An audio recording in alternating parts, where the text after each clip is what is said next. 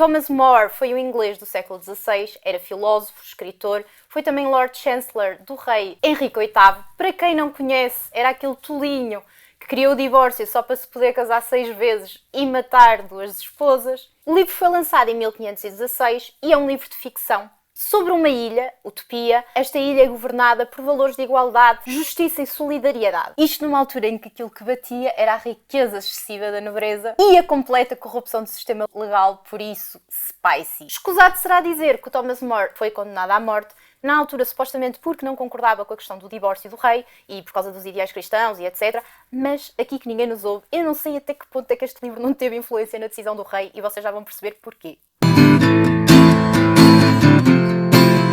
O prefácio deste livro foi escrito pelo Francisco Louçã, alguém que eu sempre respeitei muito e que diz que foi um dos livros mais marcantes na vida dele, que é um livro quase um oposto ao Príncipe do Maquiavel. Enquanto o Príncipe é uma política mais fria, aqui no Utopia nós encontramos uma política mais quente e vocês já vão perceber o que é que ele quis dizer com isto. Utopia está dividida em 2 livros. No primeiro livro nós acompanhamos um viajante, Rafael, que fala sobre a República Perfeita ao xerife de Londres, que é o Thomas More. Nesta república, os líderes são eleitos de forma democrática, as leis são feitas para conceber o bem-estar de toda a população, isto através de quê? Liberdade religiosa, ausência de guerras e uma educação pública. E ao falar desta república, ele mostra, obviamente, o contraste gigante com as políticas da época, onde era injustiça e desigualdade por todo lado. E é aqui que o xerife diz-lhe: tu és uma pessoa viajada, tens boas ideias, tens uma boa índole, sabes como é que as coisas deviam funcionar, porque é que tu não és conselheiro do rei, porque é que não te metes na política? E ele disse, basicamente refutou completamente esta ideia e disse que só havia 2 soluções.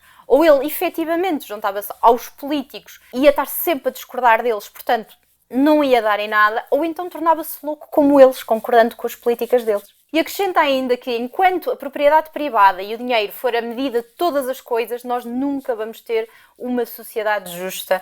Isto é muito interessante se pensarmos há quanto tempo isto foi escrito e onde é que nós estamos agora. Na segunda parte do livro nós vamos conhecer esta ilha de Utopia e como é que a ilha funcionava. A ilha tem 54 cidades, iguais em tamanho. Anualmente cada cidade envia 3 dos seus maiores sábios para discutirem os problemas na capital. Todos os bens são mantidos em comum e não há distinção entre pessoas ricas e pessoas pobres. Por isso as casas também são públicas. Normalmente as famílias vivem numa casa de 3 andares e de 10 em 10 anos mudam de casa. As mulheres só se podem casar a partir dos 18 anos e os homens a partir dos 22. Uma coisa muito engraçada que eu achei nesta descrição do casamento é que antes de se casarem, eles vão conhecer a pessoa com que se vão casar e vão estar ambos completamente nus. Achei um piadão a isto e o porquê, a justificação disto também achei um piadão. O divórcio é proibido, o adultério é considerado crime e eles são mesmo condenados à escravatura. Todas as famílias têm direito a 2 escravos. Isto foi uma ideia que inicialmente me chocou muito, mas eu depois percebi a lógica do raciocínio deles.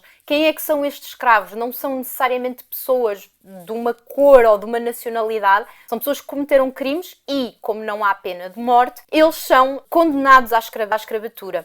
Podem ser pessoas que cometeram crimes na ilha de Utopia, como presos de outros países que foram condenados à pena de morte e eles vão lá buscá-los e tornam-nos escravos em Utopia. Outra coisa que eu achei muito interessante, todos têm acesso à educação, tanto homens como mulheres, todos trabalham, tanto homens como mulheres. Habitualmente, os miúdos têm a profissão dos pais. No entanto, se por qualquer motivo quiserem ter outra profissão, vão viver com a família que exerce essa profissão para poderem aprender e exercer a profissão também. Qualquer pessoa aprende agricultura e depois, sim, tem cada um deles a profissão que decidem exercer. Trabalham apenas 6 horas por dia, 3 horas de manhã e 3 horas à tarde, dormem 8 horas e assim sobra-lhes imenso tempo para se dedicarem principalmente aos hobbies, à leitura, à jardinagem, etc.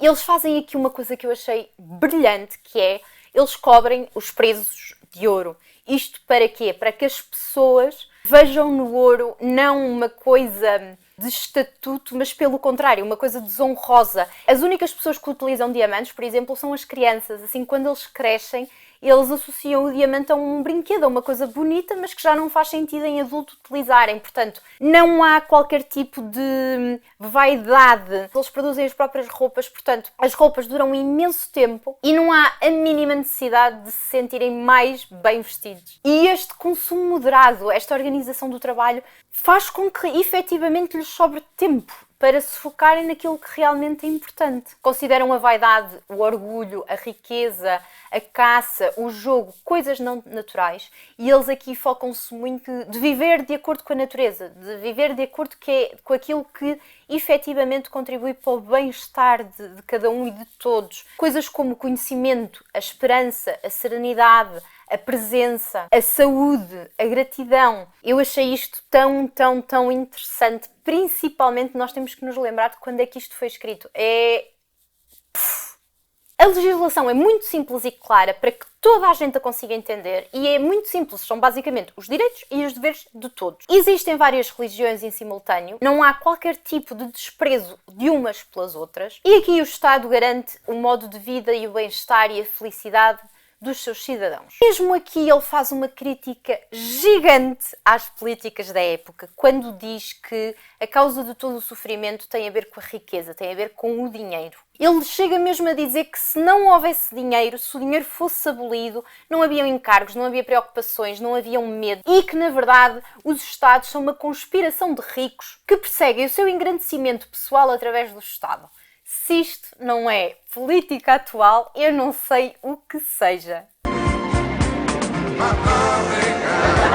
E o livro finaliza com o Thomas More a fazer um comentário de que efetivamente não acredita na viabilidade de tudo aquilo que o Rafael diz, mas que seria interessante se de facto a política da época imitasse algumas das coisas que Rafael fala nesta utopia. Qual é que foi a minha experiência de leitura neste livro? Considerei um livro bastante acessível de ler. Eu também já li O Príncipe de Maquiavelo há uns anos e acho um bocadinho mais difícil, um bocado mais maçudo. Este é muito acessível. Não sei se pela tradução, acredito que também faça uma grande diferença, mas eu considerei mesmo muito acessível.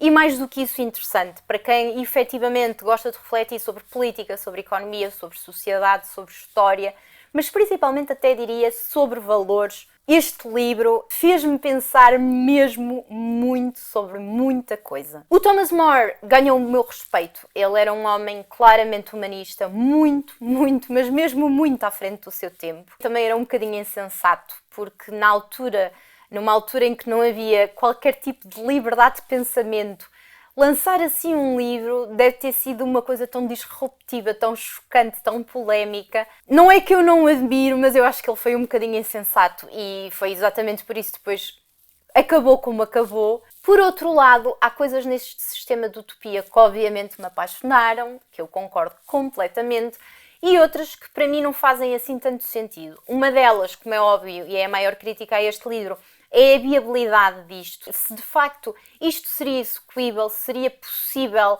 na nossa sociedade, por exemplo, atual, colocar isto em prática, e obviamente é uma visão muito idealista, seria utópico, lá está, seria muito difícil colocar isto em prática tal e qual como está no livro, mas aquilo que realmente me fez confusão no livro prende-se com duas coisas que não, a parte de ser realista ou não. A primeira parte foi a questão das mulheres. Achei completamente no sense os direitos que são atribuídos às mulheres nesta época. Elas estudam, elas trabalham, mas por qualquer motivo elas continuam submissas aos maridos, elas têm que lhes obedecer, continuam a ser elas as responsáveis para cozinhar os alimentos e servir, que é uma coisa que eu não percebo. Esta submissão da mulher... Atenção, obviamente que nesta altura, estamos a falar numa altura em que as mulheres não tinham direitos nenhuns, mas neste livro as mulheres votam, as mulheres trabalham, mas ainda assim são submissas ao marido. Era para além desta nota crítica, eu acho que é lamentável e eu vou fazer coisa para... Outra coisa que me assustou, e esta coisa ainda me assustou mais do que propriamente a questão das mulheres, foi a ausência de liberdade individual. Não há qualquer tipo de autonomia, de liberdade, de individualidade. É tudo muito para o bem comum. Há quase uma supressão da pessoa enquanto indivíduo, mas depois também lembrei-me, ok, nesta altura nem sequer havia liberdade, portanto, é o que é. O que é que eu achei dos ideais por trás deste livro? Claramente alguém de boa índole, claramente alguém cheio de boas intenções, Agora, se isto é passível de acontecer ou não, na época vimos que não, nos dias de hoje, conforme a política está, não sei, tenho muita pena de pessoas como o Thomas More já na altura terem este tipo de ideais. E hoje nós temos o que temos, extrema-direita, extrema-esquerda, está tudo louco. Os valores estão todos trocados, é assustador. Agora, eu estou como o Thomas More, eu acho que os nossos políticos podiam e deviam colocar os olhos neste livro. E eu não digo que o livro é perfeito, nada na vida é perfeito, mas eu acho que o mais perto disso que nós estamos é encontrar um equilíbrio entre as coisas. E é disso, honestamente, que a política neste momento precisa, de um equilíbrio e de sensatez e de noção. E é isso. Se já leram este livro, digam aqui em baixo qual é que foi a vossa experiência. Se já leram algo dentro deste tema, digam-me, recomendem-me, por favor, aqui em baixo livros que acharam muito interessantes, que vos marcaram nesta questão principalmente da política. E espero que tenham gostado. Beijinhos. Boa semana com muita liberdade.